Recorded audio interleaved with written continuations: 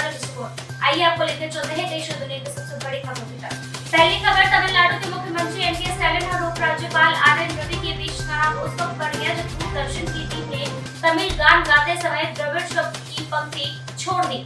ये घटना चेन्नई में हिंदी माह के समापन समारोह के दौरान हुई। स्टालिन ने इसे तमिल पहचान का अपमान बताते हुए केंद्र सरकार से उपराज्यपाल को वापस बुलाने की मांग की।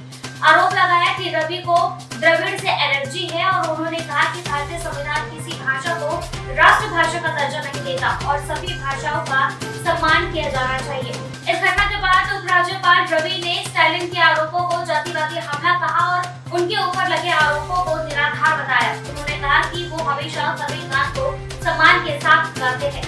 अभिनेता और राजनेता कमल हासन ने भी इस मामले में निंदा की और ये कहते हुए कि द्रविड़ शब्द का स्थान सिर्फ तमिल गान में ही नहीं बल्कि राष्ट्रीय गान में भी है। ये विवाद तमिलनाडु सरकार और राज्यपाल के बीच लंबे समय से चल रहे तनाव को और बढ़ाता है, जो पहले से ही विभिन्न मुद्दों पर टकरा रहे हैं। दूसरी खबर, मुंबई पुलिस ने कहा कि बाबा सिद्दीकी हत्या मामले में एक आरोपी रिपोर्ट जिशान सिद्दीकी की तस्वीर मिली है। जिशान सिद्दीकी को जमानत मिलने के बाद से उसके परिवार की सुरक्षा बढ़ा दी गई। मुंबई पुलिस ने इस मामले में एक अन्य आरोपी को गिरफ्तार किया है, जिसने हत्या के दिन की घटनाओं का खुलासा किया है। पुलिस के अनुसार यह हत्या एक आपसी विवाद का परिणाम थी। जिशान सिद्दीकी, जो एक व्यवसायिक है, ने दावा किया था कि उनके परिवार को इस घटना के बाद जान का खतरा है। पुलिस ने अब उनकी सुरक्षा के लिए विशेष उपाय किए हैं। इसके साथ ही पुलिस ने आरोपियों के खिलाफ ठोस सबूत जुटाने के लिए जांच जारी रखी है। अधिकारियों ने बताया कि मामले में अन्य संदिग्धों की तलाश भी की जा रही है। जिशान सिद्दीकी के परिवार को पुलिस सुरक्षा मुहैया कराई गई है ताकि उन्हें कोई भी खतरा न हो। ये मामला अब पुलिस के लिए प्राथमिकता बन गया है और वो जल्द से जल्द न्याय सुनिश्चित करने के लिए काम कर रहे हैं। तीसरी खबर, हाल ही में भारत में 24 घंटों के भीतर 11 उड़ानों को बम से धमकी मिली है, जिससे सुरक्षा एजेंसियों में हलचल मच गई है। इन धमकियों के कारण हड़कंप मच गया है और संबंधित एयरलाइनों ने सुरक्षा उपायों को बढ़ा दिया है। इस सप्ताह अब तक लगभग 50 फर्जी कॉल भी मिल चुके हैं, जो सुरक्षा बलों के लिए चिंता का विषय बन चुके हैं। पुलिस और अन्य सुरक्षा एजेंसी इन धमकियों की गंभीरता को देखते हुए तुरंत कार्रवाई कर रही है। सभी धमकी भरे संदेशों की जांच की जा रही है ताकि उन लोगों के खिलाफ कार्रवाई की जा सके जो जानबूझकर समाज में भय और आतंक फैलाने की कोशिश कर रहे हैं।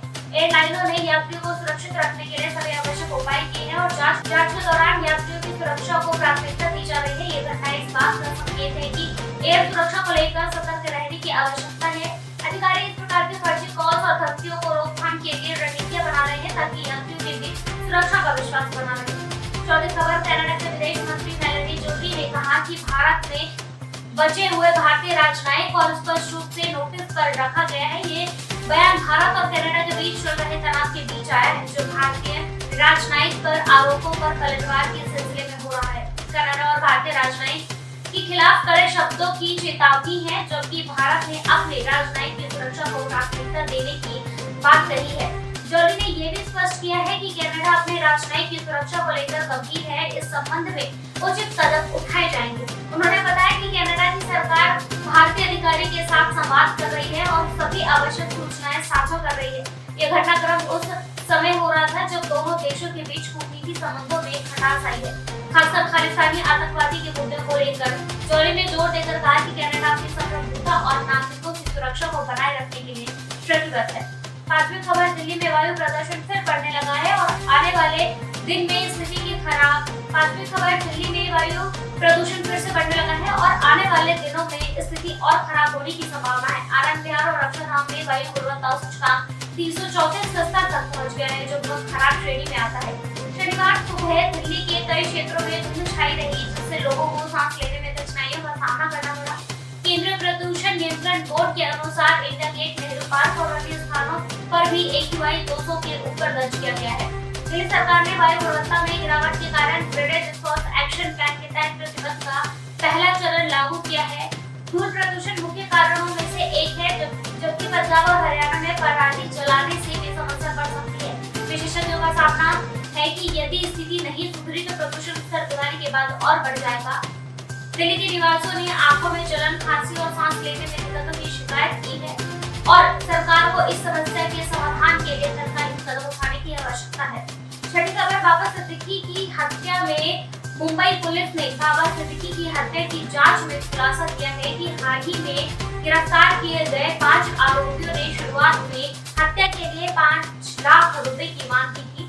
हालांकि बाद में आरोपियों ने भुगतान को लेकर मतभेद और राष्ट्रवादी कांग्रेस पार्टी नेता प्रभाव के कारण अपनी योजना को पीछे हटने का फैसला किया। पुलिस ने बताया कि प्रारंभिक सौदेबाजी विफल हो गई, जिसके चलते आरोपियों के बीच असहमति पैदा हो गई। इस मामले में एनसीपी नेता की कथित भूमिका या प्रभाव ने भी उनकी योजनाओं को प्रभावित किया है। मुंबई पुलिस मामले की गहराई से जांच कर रही है ताकि हत्या के पीछे की साजिश और इससे संबंधित पहलुओं को खुलासा किया जा सके।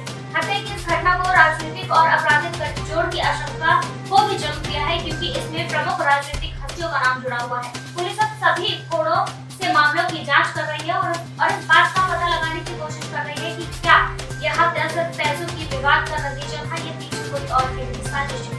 फिलहाल के लिए बस इतना ही। देश और दुनिया की और भी खबरों को देखने के लिए देखते रहिए हमारे चैनल